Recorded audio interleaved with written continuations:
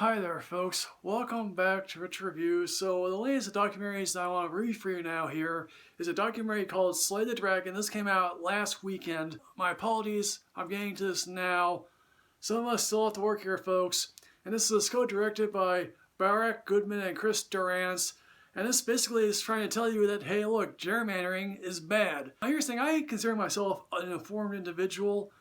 And basically, this is sometimes a darkly funny documentary about how basically, hey look, absolute power corrupts and absolute power corrupts absolutely. The documentary opens up with a political quote from John Adams in 1814. And if John Adams were to come back now, he'd take a look around and say, well, at least things were better in my day. Or not, who knows.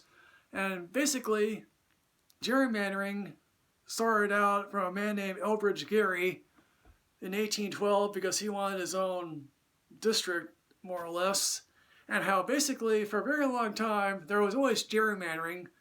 You often heard about it, but not as flagrant as it was now, and for a very long time Democrats used it against Republicans. Of course, the flip side has happened, and Republicans are flagrantly using it against Democrats here. Of course, the real story here begins in 2008 when Barack Obama became president, and there's a thorough repudiation of the Republican Party. Obviously, there's a time cover and saying endangered species with an elephant on the cover. The Republican Party was an endangered species. They are still endangered species now because no one is willing to vote for their policy ideas, although there are certainly conservative people out there. They're not being made in more greater numbers. There was a guy who founded a Red State Project, or Red Map Project, my apologies. And this guy was like, I'm willing to help you flip districts, flip seats for the bargain basement price of $100 million. And they were like, hot dang it, get on it. And he was able to do it for even the bargain basement price of $30 million. Instead of, obviously now we think of presidential politics in terms of $1 billion, but flipping house seats, state houses, and governor's mansions for a tune of $30 million, that quite frankly is amazing. Now we sort of focus here on three different states, one of whom is Michigan, another whom is Wisconsin, and another whom is North Carolina, but obviously the two that we focus most on is, Michigan and Wisconsin, and how in Michigan it started with when Rick Snyder, the governor, installed emergency managers because obviously things were going so badly in, say, Michigan. Voters were like, no. They went to the polls and tried to get rid of emergency managers. The state legislature, in response to this, changed the wording of the law and to make sure that emergency managers could never be fired and they themselves could never be replaced. A woman named Kate Fahey to be like, yeah, I want to start a movement here to help to outlaw gerrymandering in my state here. We obviously dealt here with a Flint water crisis. And I know that Michael Moore dealt with that, but here is at least dealt with it in a nicer way than Moore's grandstanding. Now, Republicans attempted to screw over Democrats in two different ways. And one is packing, and one is sort of a thing called breaking, in which you pack everyone in or you break everyone apart. And so therefore, no matter how high the vote totals could be from one political party, you still get the majority of the opposite party. And obviously there are some Republicans in here who, I don't know if they have a come to Jesus moment with this thing, but it's like, yeah, they all know it's a crock. They want to remain in power, and people who remain in power want to protect their political power. And the only way to beat an incumbent is to primary them. In Wisconsin, a couple of professors and a person from Australia came in and tried to challenge gerrymandering there to this, and it went all the way to the Supreme Court.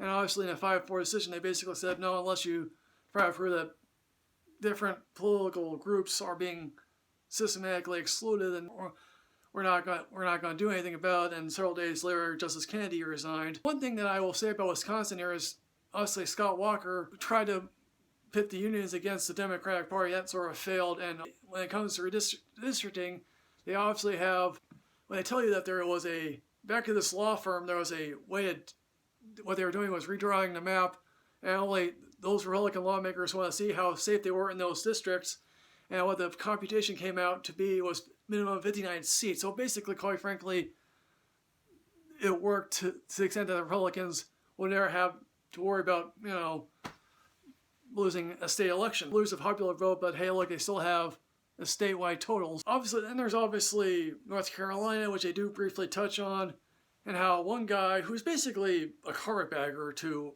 a certain extent came in and redrew the map to such an extreme here that, packed these people into minority districts. And it's like, hey, look, I've done my job. And obviously, then all these states try to use voter ID laws to suppress the vote because basically Republicans are like, we can't get anyone here to vote for us, so we'll just lower the vote totals. Wisconsin here, folks, had an election a few days ago, and obviously Tony Evers, the current Democrat governor, was like, obviously I want to postpone this vote here because of the pandemic. The legislator was like, nope, you're going to force people out to vote and cause long lines. We don't know the results of the Democratic primary right now. And obviously, the one thing that they don't really go into, although they do mention the Koch brothers and a couple other big corporate entities, is obviously the result of Citizens United, obviously. How dark money has influenced politics. And granted, yes, Democrats are flawed people, so are Republicans. But now, obviously, for those people who are not political junkies, there might be some suspense to this. I really wasn't held in suspense because, hey, like a lot of this is public record. You can easily look it up. But quite frankly, I was fascinated. Some of these redistricted districts are obviously, if you look at them, they're like ink blots. Remember those ink blot tests, folks? Granted, yes, the Supreme Court has basically said it's out of the federal government's hands to do redistricting. So it's basically up to a mass movement of people to, quite frankly, outlaw gerrymandering. I think in my state of Virginia, the Democrats retook the House and Senate, and so obviously now there's going to be some redistricting involved in that.